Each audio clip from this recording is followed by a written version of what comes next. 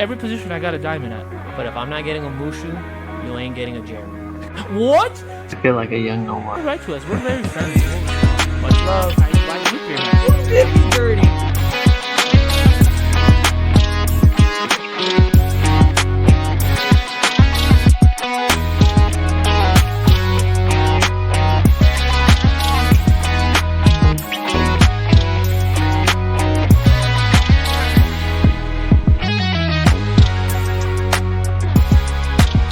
All right, we are back. Episode 71 of Going Deep with Matthew and Jeremy. However, today is a little bit different. Today is Going Deep with Jeremy and Jamal. We are very happy to have Jamal, the author of Brother on Baseball, back with us. How's it going, Jamal? I am good, Jeremy, and how are you? I am phenomenal. I haven't had anybody here to ask me lately, so I need to make sure everybody knows I've been phenomenal lately. We got a pretty solid list of stuff to go through today. Quick rundown for today. Jamal, we're going to be talking about Lou Gehrig Day. Okay. We are going to be talking about kind of some improvements that we'd like to see overall in baseball. As everybody knows, there's always a lot of chatter on what exactly is going on in baseball. We're going to be talking about your articles, break those down, and then we're going to be finishing off today with our All-Star ballots, since today is day one of fan voting for MLB All-Stars. So I think we are going to have a pretty solid episode for everybody. But before we get started, we always do one thing. We have our random question. However, today is not going to be my random question. Jamal, you're up. Okay.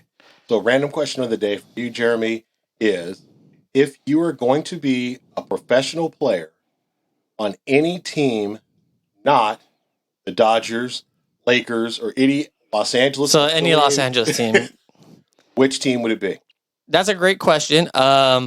Hopefully I have a great answer for you. So I've talked about it a little bit on here. I haven't said too much. When I was probably like 7, 8 years old, I used to go try to travel to baseball parks with my grandfather. First one I ever went to outside of Dodger Stadium was the old Yankee Stadium. And when you kind of walk in through those gates and you kind of see that, it's like an aura around Yankee Stadium, and you have the Jesus clouds opening up, the sun's right like on it, and it's like, oh, it's like that when you go to Yankee Stadium. Now, I would love to say I want to play for the Yankees. However, I don't know if I have the mindset to play for the Yankees. I don't know if I can handle the New York media, and that's me being 100%. Even if I got to that level, I don't know if I can handle it. So if I didn't go there, San Diego's pretty nice, but I couldn't play for the Padres just because of my love of the Dodgers. I'd honestly have to leave the West just because I couldn't do that to them. But if I played in the West, I'd have to go AL. I don't want to play at Disneyland. A's are going to Vegas, which we'll probably talk about later. Vegas kind of sounds cool, but that's a great question. Well, while I think about this, where would you play? Okay, so I cannot be a New York Met, right? You cannot be. The Mets would be pretty cool. I don't know if there's as much pressure, but where would you play if you couldn't play for the Mets? I couldn't play for my favorite baseball team. And I'll even pick one that maybe we've discussed. I might have mentioned it to you in passing. I will go out of the United States, in fact. I will play for the Arsenal Gunners. The Arsenal Gunners. English Premier League in the EPL. So you're going to make a full-on switch. You're just not even going to play baseball. Yeah, global game. Wow. Okay, well, I mean... Live in London. Why not? That would be pretty nice. So a quick thing on that. If I were to play in the EPL league, I would definitely play for Manchester United. I think I can handle that scrutiny because apparently it doesn't get to any of them over there. It doesn't give any of them a little kick in the butt. I would definitely play for Manchester United. But if I were to play baseball somewhere, I kind of want to play for the Phillies. Okay. I feel like that would be pretty fun. I'll probably get booed a lot over there too, though. Maybe I just can't do the East Coast. Maybe that's what my issue is. Yeah, their fans are passionate there. Philly fans are something else. Got it. Send me to Milwaukee. I'll go kick it with Christian Yelich over there right now. Disappear? Yeah, I'll disappear for a little bit. Nobody will really know I'm playing, but at the end of the year, you're going to look at my stats and be like, wow, that guy's in the MVP conversation. I think I would like to go there. I think if I was playing baseball, if we're going to put me back in the States, I would probably go with either the A's or the Mariners. So they're kind of a similar. Oh, Mariners would be cool too. I like in the Seattle. Big leagues, I get to travel around, Mm-hmm. Pacific Northwest. Okay, yeah, sure, it rains, but you're playing in the summer. So, like I said, you get to do all the big league stuff, but none of the big league pressure. The Mariners are never really that good anyway. And neither were the Brewers. That works out. I know you're not a huge basketball guy. If you had to play basketball somewhere and it wasn't for the Lakers. All right. Well, I wouldn't. Are you even a Laker guy? You're not a Laker guy. I think I may have mentioned this to you about growing up. I was a Utah Jazz fan, big Karl Malone, John Stockton guy back when I was a kid. So even met Karl Malone once, but that's another story for another day. So if I was going to play in the NBA, I would play for, since I can't be a Laker, again, similar to the Seattle, Oakland, put me on the Sacramento Kings. Oh, no. I would not let you go to the Kings. That would be pressure. Awful. Again, there's literally zero expectation for you. Exactly. Do I get an NBA paycheck? Yes. Do I travel all the NBA cities? Yes. De'Aaron Fox gets to go to an all-star game and everything, and there's no pressure to and there's no pressure to win. No expectation of winning. But you'll never have a head coach for longer than 2 years. Are you okay with that? Not worried about it. I'm not there to win. I'm just to be in the NBA. Just living life. If I were to play basketball and I couldn't play for the Lakers, send me to Miami. I'll go play with the Heat. Right. I think I could be part of the culture. I live in South Beach. Still get to travel everywhere. I feel like it's LA on the East Coast. Give it to me. Yeah, Miami's a good one. Yeah, it's actually a good pick. And I love the jerseys. I have to like the jerseys in order to play there. Yeah. That's part of my Brewers decision. I love those creams. Those creams are so nice, and they're road unis. Great question. I like that one. I actually really had to think about that. I couldn't figure out where I wanted to play. That is a great question. Thanks, Jamal. I appreciate that. Yep. So moving on. Mm-hmm. June 2nd. Yes. Lou Gehrig Day. First one ever. Thoughts on it? It's good that they're, supporting ALS. It's a worthy cause. And, they're recognizing one of the legends of the game that a lot of people really don't know about, especially now, because, since Cal Ripken broke Lou Gehrig's record, what he was known for, it really did take some of the shine off of Gehrig. I mean, even now, if you said, okay, you're going to play 2,130 straight games, expect any player to do that. That's otherworldly. Nobody's doing it. It's not going to happen. Like I mentioned to you before we were recording, another little cool note is he's the all-time leader in Grand Slams. He has 23. Farrell didn't pass him? No. Did he tie him? I think he tied him. Okay. I remember he was on the chase for it. Yeah, he was chasing him. Yeah. He was chasing it. But I think you're right. I think it's good to raise awareness. I know there's a lot of people in MLB kind of involved in it. I saw Piscotty. Yeah. Yeah, his mother had it, and she passed away from it. So it's very important to him. There's a few others throughout the game, but because it's known for a baseball player, it's really easy for Major League Baseball. And, one of Major League Baseball's most famous moments, the speech. Yeah, his speech, it's something that's wrapped into baseball history, which, don't get me started on the little NFT thing that's going on with his speech that they're trying to... Are they trying to sell that? Yes. Oh my gosh. Have you gotten into any of the NFT stuff? No. I'm not going to lie to you. I have some NBA ones. They're absolutely worthless. Yeah. I looked up their market value. It was like $1. Yeah. Don't buy them. Unless you get you're lucky enough to get a LeBron thing, and that thing goes for a crap load of money. But I kind of thought it was a good idea too. Like we said, there's a lot of people, well, like you said, ALS is kind of, I don't know why associated. But we know why, associated with baseball. So I think it was a good idea to bring it out. Always good to try to help these causes out there. The one thing I would ask for is that MLB needs to bring back the special jerseys for all of these kind of special days. Instead of the patch. Okay, I'm kind of with you, but kind of not. Because I could get behind it, but I know for MLB, it's just a marketing tool. It's another way to sell a different hat or a different jersey. Do they truly care about a lot of these initiatives? Not so much. It's just another way to put a stamp on something. That way they can put it out in the community. Yeah, we're doing it. Versus, you're actually, putting in the work, not being kind of showy about it. So this weekend, again, I'm not trying to be military guy or not or whatever. I'm not being that. But having camouflage hats and things like that. It kind of takes away from it for you. Yes. Okay, that's fair enough. I understand the marketing standpoint of it. I understand to make the dollar off of it. Heck, I have a pink baseball bat. Exactly. I just thought it was really cool, and it was a different kind of experience for people that collect it. For me, you go to my closet right now, I have a ton. I always kind of want something different. And for me, my own selfish needs, I like it when they have those type of different jerseys because it makes you stand out from others. Does that kind of make sense? Yeah, it makes sense. Again, the standing out is cool, but it just, again, when everybody's doing it, it kind of takes away from it. Just kind of like the Jackie Robinson, everybody wears 42 jerseys. I'm kind of over that even. Okay. Because you have people who, again, in their own private lives, have their own private thoughts, aren't necessarily standing for a lot of the things Jackie Robinson stood for. So why am I going to make this individual wear this jersey? Do you think it should be a choice? Yeah, that would work. Be a choice or designate an individual player on the team. You're our guy for today. There's a Jackie Robinson award, if I'm not mistaken, right? Yeah. Like a community award that everybody you get one. No. No, am I thinking of the wrong one? Yeah, that's the Clemente Award. Okay, you're right. Award. The You're right. Jackie Robinson Award is the Rookie of the Year. You're right. But I like your idea. Maybe you designate a person. Yeah. And then you kind of have that going. What I had suggested, I was talking to one of my friends, and I said, okay, do it this way then.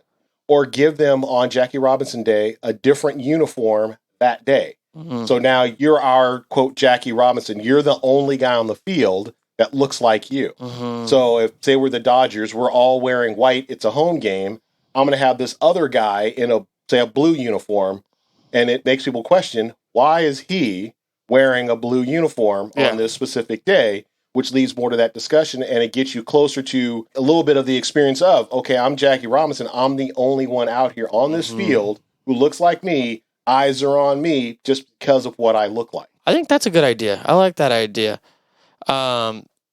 Yeah, it definitely brings attention to more of how he felt, right? And I was going to say beginning days, but basically his whole career there. That would be really interesting. Yeah, because again, eyes are on you. I like that one. You can just go play your game, but it's like, again, little 6-year-olds asking, why does he wear blue? Or a new fan, why is he in the blue uniform and they're in the white uniform? Makes you tell the story. Now you're telling the story, and it's like, okay, now it makes me think, how would I feel if that's me? I'm the one on this field in front of all these people wearing this other uniform. Unlike a soccer game, obviously, the goalie wears a different uniform. But I'm standing out at second base. I'm not, the goalie, nobody really notices him until the ball's over. Yeah, until the ball's over. No, you're being noticed the whole time, the whole game. Yeah. I think that's a very good idea. I think Manfred on the phone. we need to get Manfred on the phone.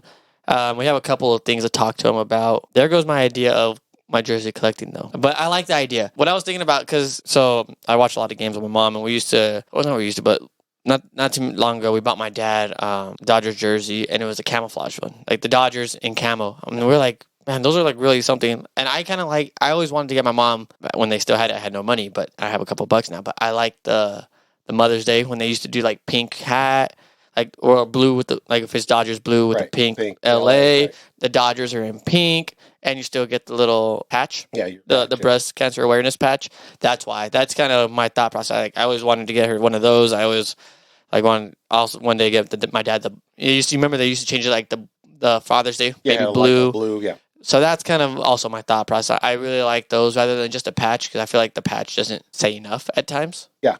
It doesn't question. You see the patch, why is the patch there? But if you see a whole pink uniform, why is the uniform pink? What are we trying to talk about? Right. So that's kind of what I used to like about it. But kind of speaking on what we want to change, I thought it would be a cool idea. You've written about it a little bit. What can we do to change today's game? I know you have all the stats. I know it's in your head. Can you tell me what today's MLB average is? Strikeout rate? Not very good for the eye, right? No. Not very appeasing to the eye. Doesn't make me more interested. I don't even want to say pure baseball fans like it. Just because some people like dominant pitchers. They like the pitching matchups. I don't even think they like it because it's so ugly at the plate at times. Okay, but I might be a little bit of a contrarian here. I know we talked about it a little bit last time. I figured we could get a little bit more into depth on it, and then maybe we could talk about some stuff if we were in charge for a day on what we would change. But I feel like you have something on your mind. So why don't you go ahead and tell me about what's going on. Since you're talking about strikeouts, lack of the strikeout rate, your batting average being too low, I do think this is something actually I've written about. I do think, I kind of touched on it. I don't think I've ever gone into depth on it. I think it's largely a narrative problem with Major League Baseball. Now, Tony Clark Players Association, he came out last week saying there's nothing wrong with the game, which you could make arguments for or against, when Manfred's saying these are the changes he wants to make, and things like that. But for me, I would use other sports, compare them to other sports. Mm-hmm. So baseball, they're going to tell you the strikeout rate's too high. There's no action in the game. You're only focusing on the hitter. There's a pitcher out there. This is some of the best pitching we've ever seen in the history of the sport. Let's celebrate the good in the game. Mm-hmm. The NFL changes rules to make it where the quarterbacks can throw more passes, have the highest passing totals they've ever seen. You've altered the rules. So instead of saying this is the worst defense I've ever seen or the league has gone soft, they just say, no, look at Patrick Mahomes and be great. Tom Brady's still doing it. Well, yeah, he can still do it because you can't really hit him. Mm-hmm. So instead of saying the strikeout rate is too high, there's not enough action, celebrate the pitcher. So don't tell me that there's no more inside presence in basketball. Celebrate Steph Curry and Trae Young shooting three-pointers. That's what they've embraced. They said the game's changed. We're embracing the change instead of fighting against it. To me, the league needs to just the game will tell you what direction it's going, just follow it. Mm-hmm. And then market where it's going.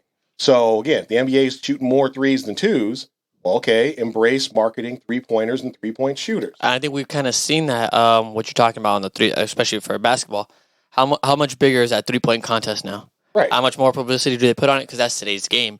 I think every sport's going through it, to be honest, where these guys who used to play, back in our day, this is what we did, and this wouldn't work in our game. There's obviously truth to that.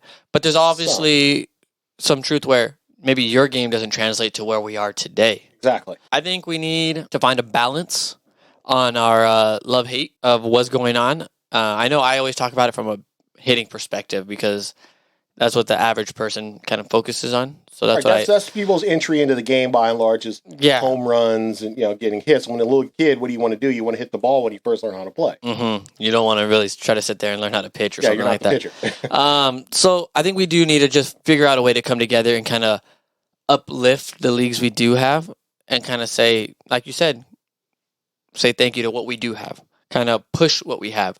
Right now, Jacob deGrom is literally the best pitcher on earth, and it hurts me to say that. But why not celebrate him having a .92 ERA or whatever it is right now? 0.71. Okay, .71 now. Oh my God, .71. Yeah, Oh 4 runs my allowed. gosh. He's driven in for himself. This is going to be better than Ohtani, huh? Maybe. I wish people could have saw you like, it's possible, he's hitting about the same average, and No, the pop isn't there. The OPS isn't there, though. No, he's not. I saw 256. DeGrom. Last time I saw 256. Yeah. Doing enough. He's doing enough. Well, people forget that he was a shortstop, a shortstop that couldn't hit at one point. Yeah. So he has a little bit of an idea of what he's doing at the plate there. But I think you're right. I think we need to really just praise what we have, push our pitching. Our promos shouldn't be the guys always hitting 400-foot homers, but instead let's show these guys and how dominant they are being. Well, I would say include it too. I mean, just include it. Say instead. I mean, not only. Yeah, include. Yeah. So show Jacob deGrom or whoever. If you saw the Gail Castro, Ketel Marte from last night, the swing. I saw the blue in Marte the air, swinging it. Okay, show me that. Mm-hmm. And you can show the home run, so you can show that there's two sides to the game. Mm-hmm. Both sides can be equally great. 'Cause again, I can be a football fan and still be a fan of defense. Yeah. Okay, I was a high school linebacker. I want to see. Okay, cool. You still get your hits and whatnot, Mm-hmm. but then at the same time, we're still also celebrating, oh, wow, this is a great quarterback, or this is a great receiver, this is the best year, any running backs ever had. Fine. Bring all that in, too. Celebrate both sides. Don't just complain that I don't get to see the hits that I used to see back when O.J. Simpson was playing or something. It's funny you kind of said that. I was watching, I was scrolling online or whatever it was, and I was watching somebody's clip, and it was like, watch this intro to Monday Night Football. It was like 80 something. He's like, every one of these plays would be like an ejection now. And that was their promo. It was these ridiculous, absolutely ridiculous hits that you would never see today. Right. But this is just where the game has gone. And for football, I think it's a little smarter because of what that wear and tear does. But even then, the wear and tear wasn't a problem. It became a marketing problem. And so then the player injuries and seeing the retired players around, it was a bad look for the league. Oh, we got to get some more player safety in here. And also, obviously, as they're active, the dollars involved. I'm losing, my star player, this or that, But at the same time, like I said, if you're baseball, just market the strikeout just like you market the home run. Market the great catch. Market the good things in the game instead of decrying the strikeout rate's too high. There's not enough action. And also, again, it's educating the fan. Okay, so start teaching fans, let's say, about pitch sequencing. Okay, he's trying to get him out this way.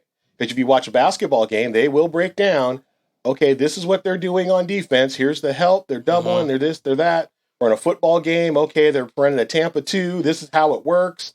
So me as a fan, I understand now. You know, I can tell you how the Tampa 2 works. I'm a Buccaneer fan from way back. I can tell you all the ins and outs of a Tampa 2. Why? From watching the game, they sit there and explain it to me. So give me, this is how the batters are getting set up by the pitchers. This is why it's hard to hit. I saw something, I think it was John Boy Media, kind of had a talk with the ESPN producer. Have you seen now that on ESPN they have the pitch sequences? It's obviously not explaining why, but a little bit to what you're alluding to. Why is this happening? Because this dude's throwing 98 sinker on this outside of the plate that nobody's ever going to hit anyways. So I think you're kind of hitting onto something where maybe we should explain what's going on rather than just saying, hey, why aren't these guys hitting? Well, these guys are only trying to hit the ball in the air, which I think there's some truth to that. But I think there's still positives that we can take from this. So with that, with all these positives, let's hear a positive change you would have if you were to be able to change today's baseball game. I would probably, the easiest thing they could do, simply move the mound back. You're up for that? Yeah, I'm fine with it. Now, you're going to give a little bit on the breaking balls. It gives them more room to break. But with give them a little bit more reaction time. So the hitters have a better chance, obviously on the fastball, but even to adjust to that bigger breaking ball. So move the mound back. Don't be so attached to 60 feet, 6 inches. Be willing to move it. Fair enough. If I were to change something, I would want to see. I know I've said it before, but I'm going to keep saying it just because it bothers me. I'm okay with the shift. I just don't think you really should be in the outfield. Okay. I will always bring this up because it's what I see the most. Manny Machado plays right field against a decent amount of left-handers. Obviously, you should be able to put your guys where you want if that's what the numbers show. But I think there's a certain thing to it where if you smoke a ball 115 and you just didn't get the air, you should not be getting thrown out like it was a ground ball. Okay. That's just where I feel like... Okay. Now, I would just... Again, I'm not arguing against your point. Just throwing it out there, kind of devil's advocate. So, because if you're telling people where they can play, use another sport that you're familiar with. Let me hear. Soccer. So I can play a 4-3-3, a 4-4-2. Doesn't matter. I can position my players however I want to play with wing backs. I want to play a back three. I get to do whatever I would like to do. There are strengths and weaknesses to any formation you would decide. Well, I know the thing is saying we'll hit the ball the other way. Correct? Is that what you're going to do? Not even that. Just saying, okay, again, yes, there's an element of it, but I also know walking up to the plate, fielders are over there. Okay, I could bunt. Yeah, people say, "Oh, they can't bunt." No, you can bunt. The people playing maybe today can't because they haven't been work on it. To. Now, if I said no, we're making bunting part of our offensive strategy now. Okay, any major leaguer knows how to bunt. Trust me, they bunted Little League, high school, somewhere along the way. They've laid a bunt. Heck, they do it in BP every day. They don't take it seriously, but they do it. Do you think Prince Fielder ever laid down a bunt? And again, not in the game, but in batting practice. Somebody say, you said, Prince, here's the ball, bunt it. I think he probably could. Okay. You don't even need to bunt it well. It's just there's no one over there, so take it. Go to first base. Put it somewhere in the area. And then guess what happens? Now I'm putting base runners out there. And then your run expectancy changes because now you have a guy on first and nobody out. Versus, okay, like you just said, I smoked at 115 miles an hour, but my launch angle was only 2 degrees. So there the guy is standing there catching it. Yeah, I feel bad for that. I really feel for those guys. I feel like... Oh, I do too. I feel like you did everything right. There probably shouldn't be a person there, but there just is. I think there should be a shift, but I think there needs to be a line, like in softball. I think softball has it. Yeah, that little the line, infielder cannot go past a certain point. Right? And they can't, or they can field the ball, but you're not allowed to line up there. Right. I feel like that should be it. Which is interesting because Francisco Lindor had a similar idea. He's like, okay, fine. Tell me I can't play on that side of the bag. You'll see how far I can really go to get balls. Show that you can play the defense. Manny Machado, gold glove caliber player. I think he can make the play regardless. Let me see that you can do it. Yeah. I don't want to see that 115. By the time it gets to you, it's a normal ground ball now. It's not a hot shot that it was off the bat. It's hit the ground, hit the grass. It's obviously slowed down a good amount. Right. I think that'd be something I'd want to see. I got 2 questions for this. maybe things you change, maybe you don't, because we're kind of in that subject. How do you feel about the 30-batter rule? Because I know it's supposed to slow down the time or speed up the time because you don't have as many pitching changes and whatnot. But do you like it? Yeah, I don't really have a problem with the 3-batter rule because my idea was, this goes back years. I've debated this for way more than a decade with people. Lots of bar arguments, things like that. Jamal's getting in fights over, no, there should be only one batter. Oh, yeah. He needs to pitch to 4 batters before he can get out. Actually, one of my best friends, we ended up almost, shutting down a bar arguing about this one. Really? Bringing others into it. Like, what would you do? But my original position was, I didn't say it was a 3-batter minimum. My rule was, if you bring in a reliever, he must stay in the game until A, the inning's over, or B, he gives up a run. That's a good idea. Would it have to be his earned run, or does it have to be a run? A run. Because now your team is in a worse position than they were, but when you in. So it can only be one batter. Okay, I got my pop-up. I took him out. Inning's over. Okay, he's out the game. Or he gives up a homer. I don't need him to stay in the game now. I can take him out. I remember the argument was, I think they had Showalter on, and I know he's very traditionalist. He doesn't like today's game too much. Yeah. And he was talking about, I can tell in warm-ups whether or not the guy's got it. The catcher gives him a look, or I can just see it out the hand, it's not going to be a day. Tell so-and-so, get ready because this guy don't got it. And I think there was something to that. We saw it the other day. He's had bullpen problems since he's been in Philadelphia. Yeah, no, but it wasn't about him. It was more Bryce Harper gets hit in the face. Yeah. Didi gets hit in the back. Yeah. Clearly, this guy's command today is just not there. If we're really going to be talking about safety, either A, you got to eject them, or B, we've got to be looking at these because if he doesn't have it, and these guys, now, if you throw 100, you're getting to the majors a lot sooner. They don't care about command at this point. Go in there, get the guy out. I don't care if you walk him or whatever it is, because there's 3 outcomes anyways. Right. So I kind of think on something like that, especially as we're throwing harder, command's losing, you should be able to see, hey, if this guy don't got it, you need to be able to do something there to kind of get him out of it. But why am I legislating your bad roster construction? Why is your person weird with no command? What is he doing on your big league roster? I would say because there's 28 teams that are making decisions like this. We're going to talk about player safety, but I kind of like your idea where if you're in a worse predicament than you were before. Yeah, I can take you out. He doesn't have it. Okay, take him out. Again, to use my own personal history, I was a high wire act as a pitcher, left-handed pitcher with sketchy control. So everything was 3-2. Basically, every batter who came up there. Sounds like somebody else I know. It's okay. Yeah, like last time I was here talking about Blake Snell, that's maybe why he's near and dear to my heart.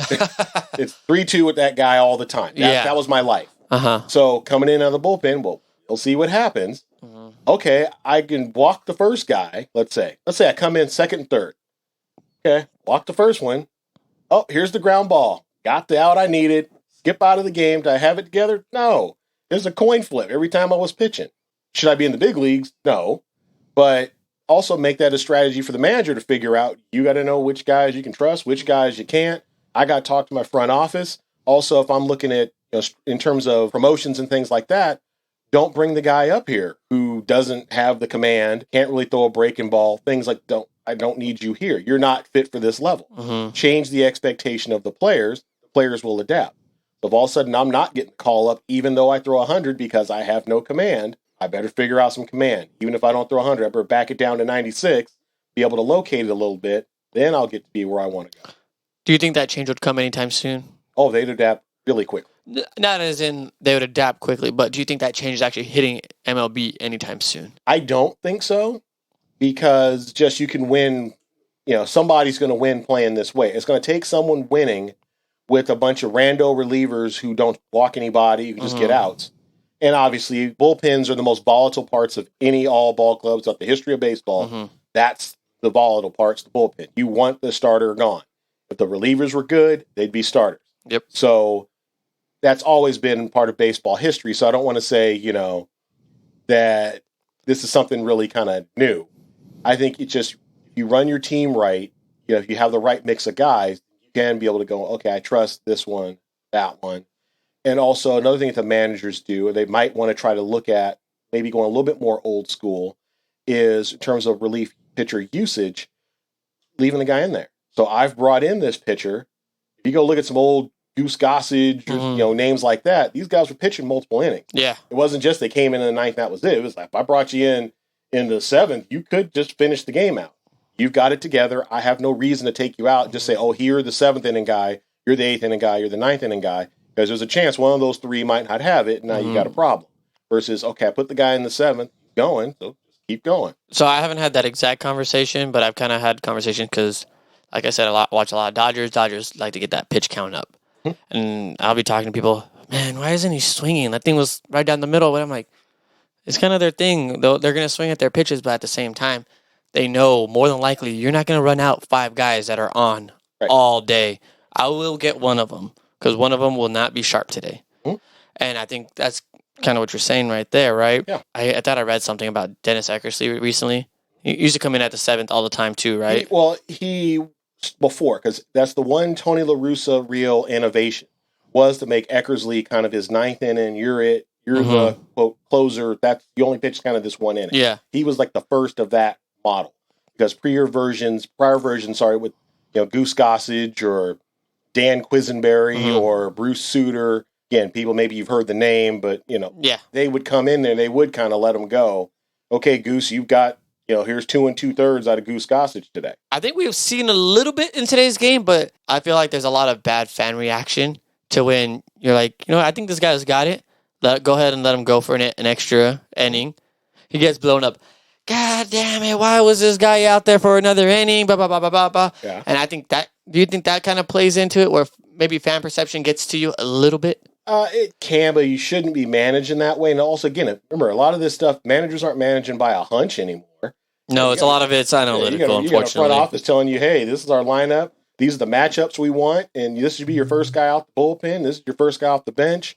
So if you're already dictating to me this is how it's supposed to happen, I'm going to let the guy go. And again, if he, like my prior suggestion, if he gives up a run, I can go get him. Why did you take him out? He just gave up a run. Exactly. So I think that's going to change a little bit, though, on your analytical. Managers is 100% analytical. I think there needs to be a balance, that 50-50 balance. Okay. I would say in the past, what do you say, 3-4 World Series, it was more hunch-like things at times. No, you don't think so? Nope.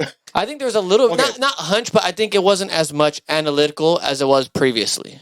It's analytical. You think so? Oh, yeah. Again, there's a reason Dave Roberts didn't get fired after 2019. He got an extension. It's because he's following the script. Well, but what I meant was winners. The winners. Yeah, but aren't I'm using that as they're an analytical. Again, how do you not get fired? It's follow the script. Don't start deviating and doing my own thing. That'll get you fired. But I would say 2020, he kind of went away from it. Maybe Freeman allowed him to you might use have a little bit more free range to make your own decision rather than here's the list. This is the list you need to follow. Yeah, but again, you're giving them a little bit more variables, and I think that's really what the Dodgers were doing, because that's something that.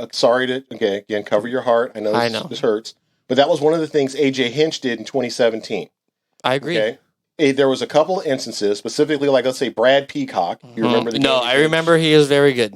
Okay, but at points, right? Yeah, but he was like a 1-inning guy. That's it. And one of the games he pitched like 4 innings of just lockdown relief, and AJ just like, well, he's getting out. I'm gonna let him keep going. Next thing you knew, the game was over. 2018, Nate Eovaldi goes an extra 7. Yeah, Nate Eovaldi, just go out there. Okay, you're doing it. So we're riding it. Yeah, exactly. You're freaking pushing it down their throat. Stay out there. Continue to do it. But that's what I kind of meant, where these past winners are kind of getting more range. Now, I would understand throughout the season. Right, that's what I say. Throughout the season, you can do it. Season, follow your list. Follow your list. That'll get you through the season more than likely. Right. Because these guys are very smart and they know what they're doing. More than likely, these numbers are going to be somewhat true, give or take. But I really think in the playoffs, you need a guy. I'm not saying like Dave Roberts or AJ Hinch, but you need a guy that does understand how to manage these variables. And I think as we go forward, you'll see maybe playoff time becomes more old school. As it usually does. It does. Because, again, you got to remember, these managers are also closer to my age than yours. That is correct. They do remember how did they grow up playing baseball and how was the bullpen used when they were growing up. They know what it looks like. They just know that that's not really what the job description is now, 2021, but they can go back to it easily. And I agree. They can go back to it. And I think, I know the atmosphere plays a big part in the playoff baseball, but I think playoff baseball is so much better to watch to me than a regular season game. And it has nothing to do with the implications of what's going on. It's more like watch the product. And to me, it's just better. better teams. The Tigers aren't there. The you don't have the Orioles Tigers or aren't the there. Pirates, and Pirates. yeah, you're right. You're watching the Dodgers and the Astros playing. You're like, yeah, it's high level baseball. It's easier to kind of get into. So I got a couple questions for you. Memorial Day, and Swagg Chain. Your most recent article on sportsbums.com. Tell me a little bit about it. All right, so Memorial Day and the Swagg Chain, it came up, one, because, again, Memorial Day is not a political thing at all. It's just understanding factually what Memorial Day is. Mm-hmm. It's for people who were killed in battle in service of the United States. Veterans Day is for veterans, just anybody who served, grandpa sitting on the porch. Memorial Day is for the guy who died on Utah Beach, on D-Day. That's what that's for. So people like to conflate the two, but again, they're not the same thing. In the first part of the article, I just want to point that out, that, and again, I mentioned there's major leaguers who died in service of the United States. You did mention that. So there was that piece. And then to move it more to a baseball specific thing, because I didn't want to do a history lesson, on, people, fallen baseball players. I did want to relate to the one player who's died during a game. And that's Ray Chapman. He was hit in the head by a pitch from Carl Mays. And Chapman was playing for Cleveland. Carl Mays was playing for the Yankees. He had a reputation for throwing up and in, also threw a spitball. But he hits Chapman. This is also part of the reason they use new baseballs. Part of the reason. Okay. Part of the reason your batter's eye exists. You don't just have shirts back there. So, shirts meaning just fans sitting there. You're trying to see a baseball coming through shirts. But anyway, he hits him and he kills him. And what it made me think about was in connection to something going on today, past weekend, was Manny Machado hits the home run off Ryan Presley in Houston. Ties the game, 3-run homer, one of the better moments of the year so far, one of Tatis's many moments that he's had. And so he hits the home run. He hits it like one of those pool holes off the tracks. Like it was a bomb. Gone. No, that was a bomb. He stood there. He watched it go. He did. He didn't go till that thing stopped going. Then we get the bat flip. He kind of medium jogs around. You get the stutter step at third, crosses the plate, and they have their swag chain, courtesy of Manny Machado. It's a big old, looks like old, you use a Flavor Flav. I was about to say Flavor Flav medallion. It spins around, has an SD on it. Yep. So he gets iced out with the chain. Down the dugout steps he goes. Yay, party, party, party. And people are upset. A lot of the baseball curmudgeons, the get off my lawn types, again, closer to my age or older than the younger guys. And here they are. In my day, this wouldn't go down like that. I'm throwing it, guys. To which I was pointing out that that's not, you're saying that clearly you either A, haven't played past high school, the land of again, like I think I mentioned in the article, the 78 mile an hour heater. Yep. Yeah, okay, throwing it, guy throwing 94. If I hit you with that, I can potentially kill you. Okay, Carl Mays wasn't throwing 94 and he killed Ray Chapman during a game.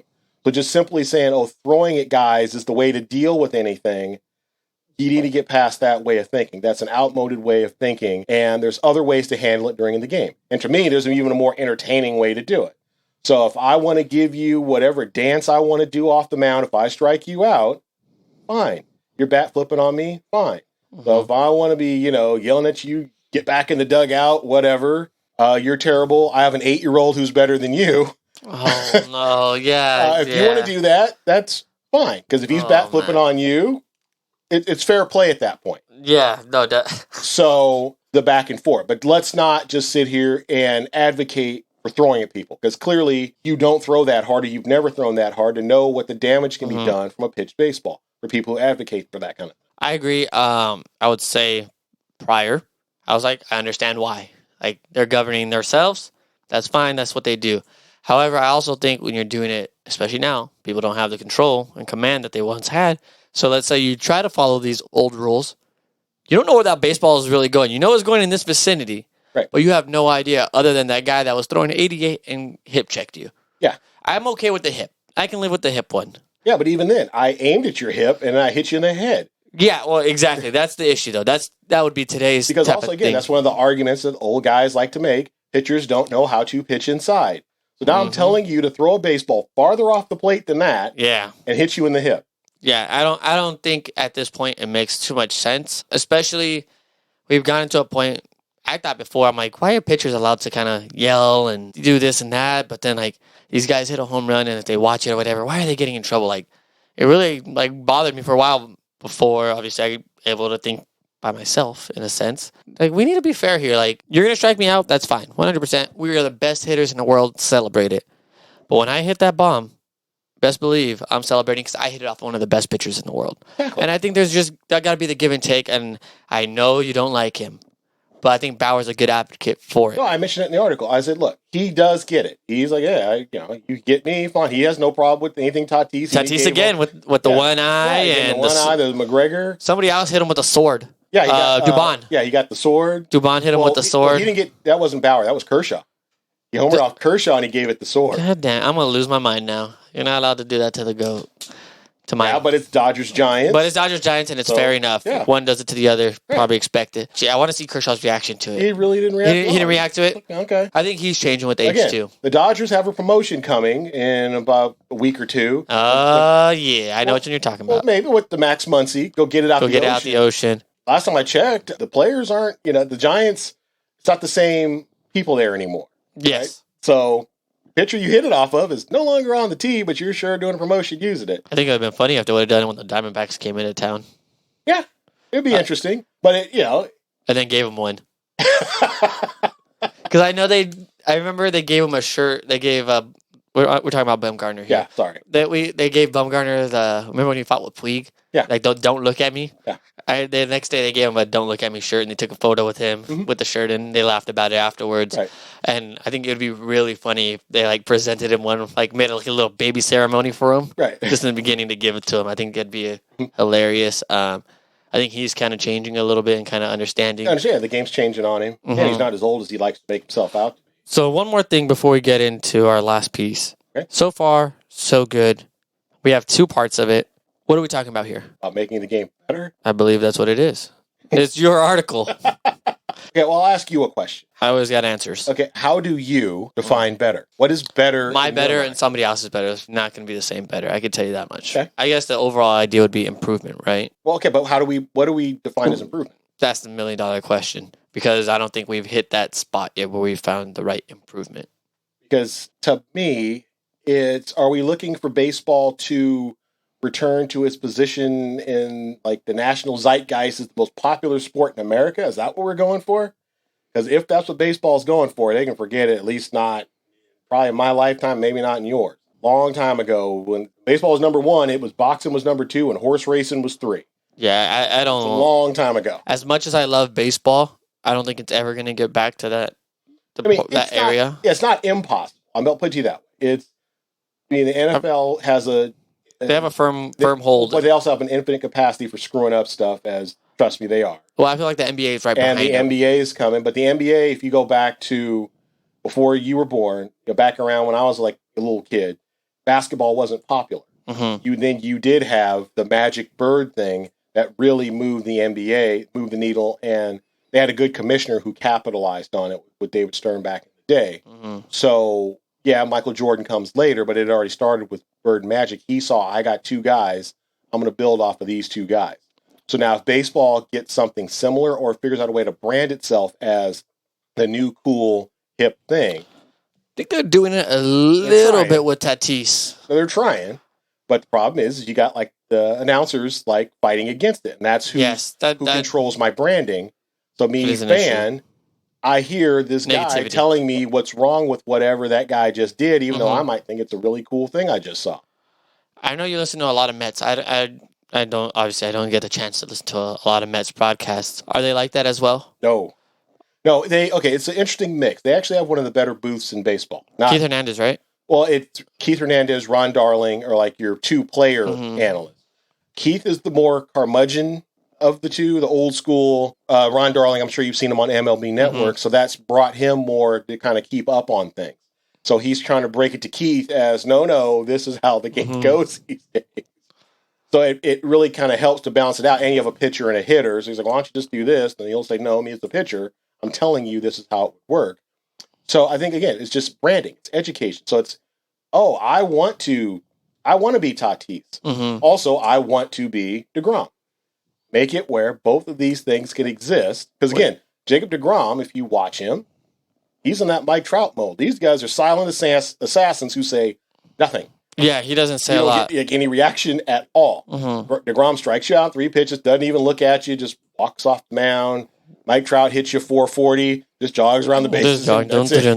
Maybe a little high five after crossing home plate, and that's about it. That's about it. Well, that's their way. That's fine.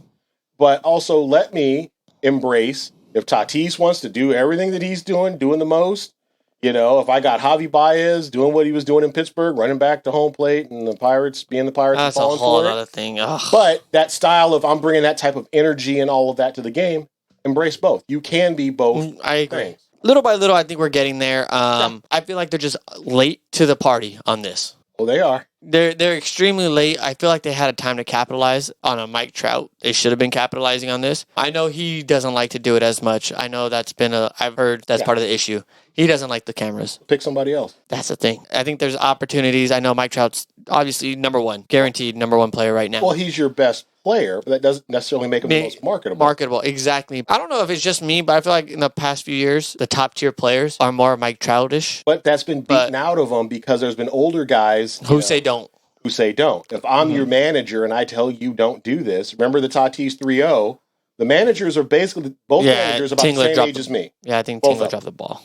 So the two managers involved. Like, I'm apologizing for the guy. The other guy's kind of upset. And then he realized, oh, wait, I'm about to lose my clubhouse. Padres manager, Tingler figured that out really fast. I got to go back to the clubhouse with these guys, and they're not happy with my reaction here to what just transpired. I better figure something out, and I better support my player. Again, to use another one of my articles, Tony La Russa, thank you, old guy. That's not what we do now. So that dude's hitting like 167 or something like that since the because again, there's just things that fans don't see that go on in the clubhouse. It's a workplace environment, and again, you see them as a baseball player. These are human beings, and also, I'm not trying to be again super old guy, but you're dealing with people early to mid 20s in most of these cases where this stuff is going on. You're not hearing about a bat flip from a guy who's if Nelly Cruz does it. Nobody's saying anything about Nelly because he's 41 years old. Yeah. Well, they just let it go. If Pujols wants to give you a bat flip, whatever, nobody's saying anything to Albert. Those guys are more of those, like, you earn the respect, do what you're going to do. And I think... Sure, but again, as a young guy, that's how you earn the respect. Tatis is going to be the old guy one day. Juan Soto's going to be the old guy or the longest tenured national at some point. They're going to be the ones running the clubhouse. The Padres still have, you have Machado and you have Hosmer there who kind of run things down in that clubhouse. Well, eventually that's going to be Tatis. Yeah. Within the next couple of years. It's going to be, I'm the best player on this team. We're doing what I'm doing. Whatever I say goes, and that's what's going to happen. So if I want to do swag chains, we're doing swag chains. And I do believe it's going to be, you're going to start seeing a little bit more player power in baseball, where it will become, I don't want to be there. Because again, it's a job. It's a workplace, right? If I become a free agent, just like anybody else in a regular walk of life, I get to pick where I work, right? So now I'm a free agent. Who's the manager? Who's the general manager? How do they run their team? You're running some old school. Yeah, that doesn't fit me. That doesn't fit who I am. So do I want to be a White Sox player? You still got Tony there. Yep, he's still here. I'm not with that. Let me go somewhere else. Let me go over here with Dave Roberts. Seems like he lets guys be and lets them do what they want to do. So if Bauer wants to do, the Conor McGregor, Roberts hasn't said anything. He's not tripping. I do think that's kind of coming. And I think you do have to kind of let the players be. And that's the kind of things that is going to help grow the sport going forward. I never really thought of it that way. And I think you're right. I think within probably the next 10 years, I think they should make a push now that I think about it. With all these younger guys, older guys are going to be fading out. So you're going to get the new generation being the main guys, right? Or the clubhouse veterans. Right. And I think you're right there. Speaking of these main guys, before we start wrapping up here, first day of All-Star voting. Your personal opinion, you get to choose who is on these All-Star teams. Who is on them? Let's start off in the AL. Okay. Give me your AL lineup let's go with catcher first. Okay, AL catcher, I will go with, keep it easy. I'll go, even though he's not good, but people like home runs, I'll go Zunino. There you go. So I was going to say Salvador Perez, 280 average, 12 home runs, 36 RBIs, 816 OPS. Yeah. All right. First baseman, I think we should be on the same page here. Okay, who you got? I got Vladdy Guerrero Jr., who's absolutely crushing it this year. Yep. If I'm not mistaken, his defensive metrics are up a little bit as well. Nobody Or cares about it in the All-Star first games. base. Exactly. It's I know first that base. life. It's like, oh, this isn't that hard. Yeah. 335 average, 17 home runs, 45 RBIs, Yeah. over Vladdy. 1,000 OPS. No questions there. This one I thought was a little interesting. Second base. I'm going to say, is Simeon eligible at second base? That's where I'm going. So Simeon is eligible. He is listed as a second baseman. 48 games so far at second base. All right. Started off a little slow, Yeah. but he's looking like that MVP guy a couple years ago. He's starting to get it going again. I think he was affected by that 60-game friggin' sprint. Possibly that, and then possibly a contract year. Pressure always gets to people. Looking down at third baseman, I have Bregman. Third base has not been very pretty offensively. But no, let's see. But Bregman, look at his OPS. His on base. Sorry. I don't have his on base, but his OPS is 818, which because is it's driven about the highest. Well, it's driven him by the on base. He's actually getting on base a lot. So the person that maybe you can say this guy gets a nod is Rafael Devers. Yeah, I could see Devers. That'll be like my second choice. Yeah, 279, 14 homers, 43 RBIs, 935 OPS. Yeah. All-Star game is dictated by what you're doing at the plate. Nobody gives a damn what you're doing on the infield. No. It does not matter at this point. The way we were going about it, this is not a fan selection. This is our general opinion on who we think should get there. Of course, things can change as we go. We still got a month until All-Star game. Yeah, so you got Bogarts as your shortstop. Yep, I have Bogarts. Bogarts, 10 homers, 33 RBIs, 910 OPS, baby. Okay. This is where it gets a little tricky in some scenarios. The outfield. The outfield can be a little fishy here. I have my number one vote getter as Byron Buxton. I think he's been one of the best players in Byron baseball. Buxton's been great. Now, his injuries is... yeah, I was going to say, is he healthy? That's the issue. Is he healthy? Right. But if you're just picking, assuming health and everything else, Buxton deserves to go. What about Mitch Haniger? Mitch Haniger. I got to take a look. I've watched him a little bit. I haven't watched a ton. Is he killing the ball? Playing well for the Mariners. Well, are you trying to get the one Mariners person in there? No. Not just, that's going to, but, he's been doing a little bit. All right, so you have Mitch Haniger there. I think that's a solid choice. Adolis Garcia from the Texas Rangers. Yeah. He's been absolutely smashing the Like ball. I said, that fixed what you just said. You got to have a Ranger. And you got to have a Ranger. Somebody who I think has been a little quiet, even though he plays for a big market team and will probably get the nod anyways, Aaron Judge. Yeah. 289, 13 homers, 30 RBIs, 922 OPS. Again, slow starter, kind of got it going. Still a high strikeout rate. Yeah, I think he'll by the time July rolls around, I think he makes it. I think so too. Obviously, Mike Trout is on there. Question is he healthy? If he's healthy, he'll be there. Yeah. Obviously, if he's not healthy, he's not going to be there. So for that reason, I excluded him off this list. Let me get rid of Haniger. I got another guy. Oh, who do you got? JD Martinez. I have a DH segment. Is it gonna be but what about Yermin Mercedes, Shohei Ohtani? They all can't be DHs. You're right. Well, they usually take two, though. Yeah, but I'm just thinking. Okay, that's fair. I had another guy from Boston having a real breakout year, making this trade look a lot better. Alex Verdugo. Yeah, he's good. Now, I don't think it's wow, but I think he could get a push. Yeah, he's doing when the Dodgers had him, what they figured he would do. Yeah, I always thought of him like as a Nick Markakis, good outfielder, going to have pretty good average.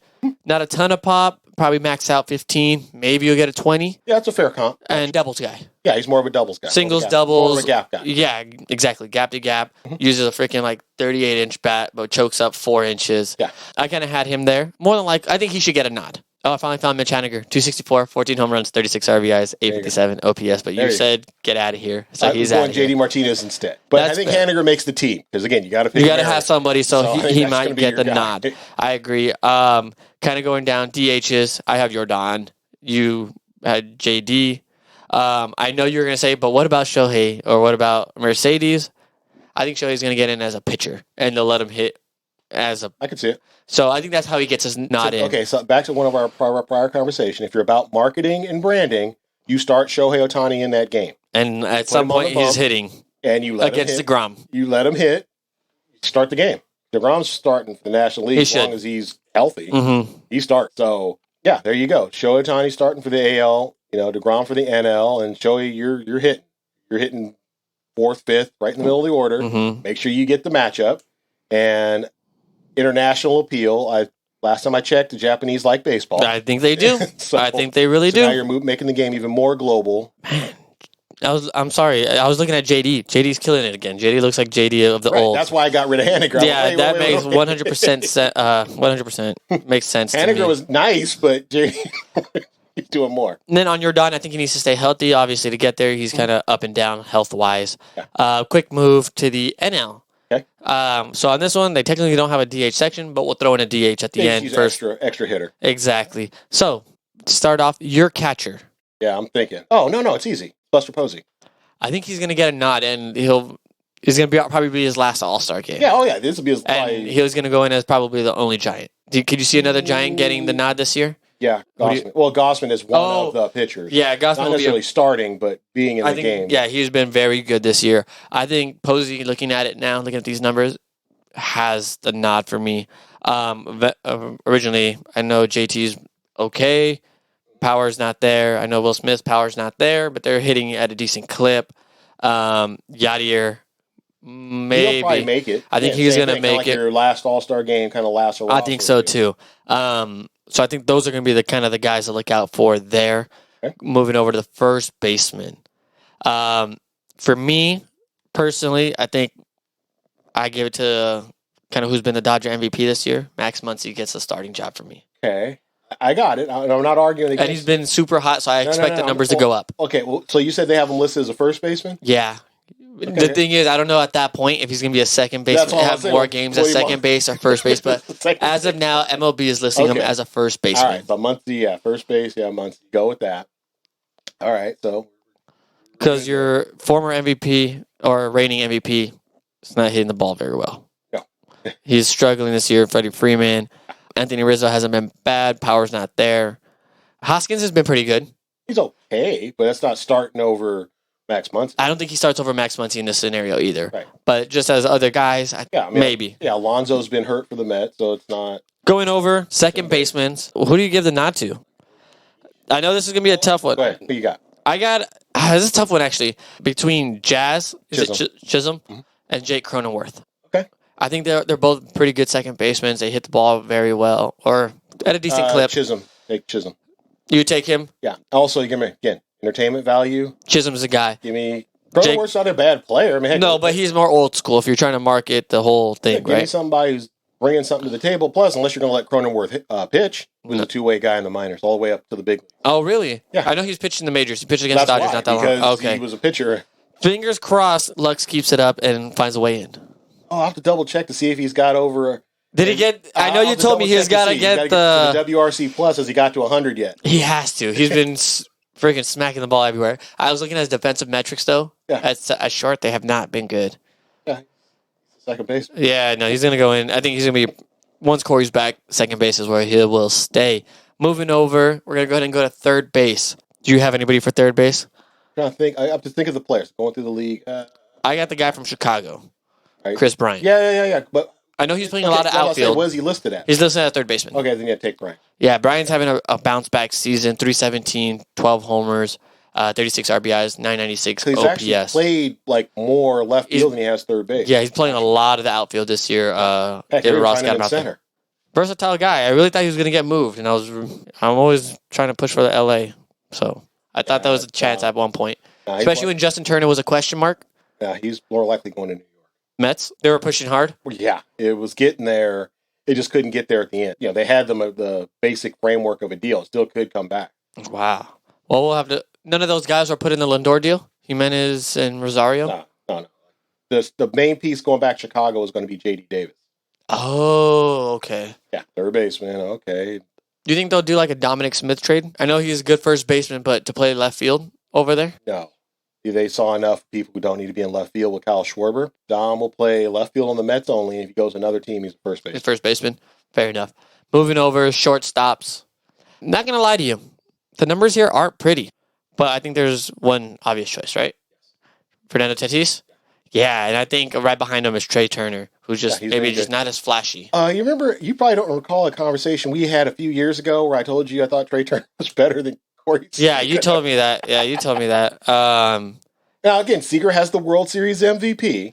Here's what I think. We'll table it. Okay. No, I got to defend Corey really quick. I have, obviously, a lot of Dodger people I talk to, I have these debates all the time. At the time, he's like, you keep three guys. Who are you keeping? Corey Bellinger or Walker Buehler at the time, because you got to pay one of them. You could probably pay two of the three. Pay them all. The Dodgers got more money than no Dodgers can pay them all, but realistically, will they pay them right. all? That was a question. And my thing is, number one guy, you probably keep Walker as he's going to take over for Kershaw mantle, be the ace. But now it's a little questionable. To me, it's a little questionable. I feel like he could be pitching better. I just haven't seen it yet. To me, Corey Bellinger. Give me Seager because I know exactly what I'm going to get. Do I think Bellinger overall might be the better player? When he's on his high, like when he's on, he is the better player. But I will take my 280 guaranteed, probably 25 homers, 90 RBIs every year. Will he play every game? Questionable right now because the past few years, injury bug. Yeah. This year, just freak accident, hit him in the hand, out for 2 months. I think it's the same thing with Turner for me. Do I think peak Turner is better than peak Corey? Well, there's no more peak. Well, I talk about Trey. I'm sorry. Peak Trey Turner. Peak Trey Turner versus peak Seager, maybe. They're different players. But overall aspect. Yeah. Maybe, right? Now, maybe Turner gets a nod. But okay, I'll say this much. I will concede that if I'm running a front office and I'm giving one of these guys a 10-year deal, let's just say, even though they're trying to get away from those. Heck, even a 5-year deal. Which one would I feel better about would be Seager. For the simple reason, I know I can move him to third base. Mm-hmm. And if Trey Turner, if he slows down and the speed isn't the same, then he's not the same player. Mm-hmm. I agree. His game is speed. There's a lot of speed. He has some power. I mean, he has some pop. He can hit it. But I hope he doesn't try to do that, though. Yeah. He needs to stay with the speed game for as long as possible. Right. For me. So if Trey Turner's not running, he's not nearly as effective as a player. Agreed. Without the speed, if he loses some speed, he's a better version of Javier Baez. Puts the ball in play a lot more. Right. That's to say, a better version. Yeah, no. Yeah, definitely. I don't have Javi Baez as one of my top shortstops anymore. Do you? Defensively, I think he's a top, but overall talent? Oh, his game, somebody needs to sit him down and talk to him. Yeah. His game is the best. I agree. I'm happy we're on the same page here. Lindor will not be in the All-Star game more than likely. Moving over, outfielders. Okay, so Acuna, Soto. Agreed. Okay, so who's our third? I know the name is big, but to me, it's not an All-Star season. Mookie Betts, to me, does not make the All-Star team. Not as of this point, but again, you have if he gets hot. Right. If he gets hot, maybe. But as of now, I would say no Mookie. No, he wouldn't make it. If you're voting today, if you're just putting the game's tomorrow. Yeah, no, he does not make it. Obviously, former MVP, Bellinger, not in the game. No. Not enough time. Nope. Hit his first home run the other day. Makes me happy. I think he's been pretty decent this year. Bryce Harper, especially name recognition. He would have been, but he got hurt. I know. That's what I meant. Yeah, he got hurt, and he was actually hitting it, like right before he got hurt, he had slowed down. He was like in a bad about a 2 for a 25 right before he got hurt. Mm-hmm. There's a name. Ketel Marte just came back off the IL. Yeah, 342, 4 homers. Maybe a name. Starling Marte, I think he's been on the IL too as well. I think. Who's going to be our third guy? Third out. You know who I think could make a real push? He just came off the IL, but he's been super hot. Is Tyler O'Neill. Yeah. He's been pretty good. He's pretty entertaining to watch. Can run, throw, hit, do a bit of everything. Yeah, but is that an all-star? Is that guy going in ahead of... Well, when I look at these guys, if I'm going off of numbers, he might make it for me. Okay. All the big names. Former MVP, Christian Yelich, hurt all year, and then even if he was healthy, numbers aren't backing him up. Brian Reynolds from the Pirates, maybe because that's the only guy for the Pirates that's going to make it. He's probably going to make it. So you have guys like that. It's just other than that, I don't know where I go. Brandon Nimmo, I know he's been on the IL a couple times too, right? Yeah. Like, where do you go with the outfield? I feel like outfield play has actually been kind of weak this year. Well, again, it's a fan vote, so Mookie's probably going to sneak into the game because the fans are going to vote for him. Yeah, Trent Grisham. I don't really like the guy, but... Yeah, because again, who do we think deserves it versus who I think's going to go? I think Mookie just goes because you know the name Mookie Betts. And... I missed the big one. MVP candidate Nick Castellanos. Is he hurt right now? No, right? Castellanos? Yeah, put Castellanos. Yeah, why not? 361 average, 12 homers, 31 RBIs, 1060 OPS. Yeah. Fair? That gets you in the game. Maybe I should use him for my DH spot. No, put him in the outfield, even though he can't field? Yeah, we've already figured out defense not necessary. Defense not important. So who's our my DH? DH. Cincinnati Red, Jesse Winker. Or put Winker in the outfield. Vice versa. DH. Yeah, there you go. Works out? Yeah, I'm good with it. I think we got a pretty solid team there. Yeah. I hope I'm right on all of them. Every single one of them. I think we'll have a problem getting some of these people in the game because it's a fan vote. Definitely. That's part of the issue, though. Remember, like when the Royals had like 10 guys make the All-Star team? The Yankees used to do it for years. It'd be like the Yankees plus like Mike Trout. How's your American League team? Oh, man. Well, Jamal, I think we're wrapping up here. I want to thank you again for showing up today, filling in. Today was going deep with Jeremy and Jamal today instead of Matthew and Jeremy. I appreciate it. Everybody, make sure you guys find us literally anywhere podcasts are available. You always find us on sportsbums.com, going deep with Matthew and Jeremy.com. You can find Jamal at Brotha on Baseball at sportbums.com. Jamal, anything before we get out of here? It's been a pleasure to be here. Oh, I know it. Hey, and as always, everybody, much love.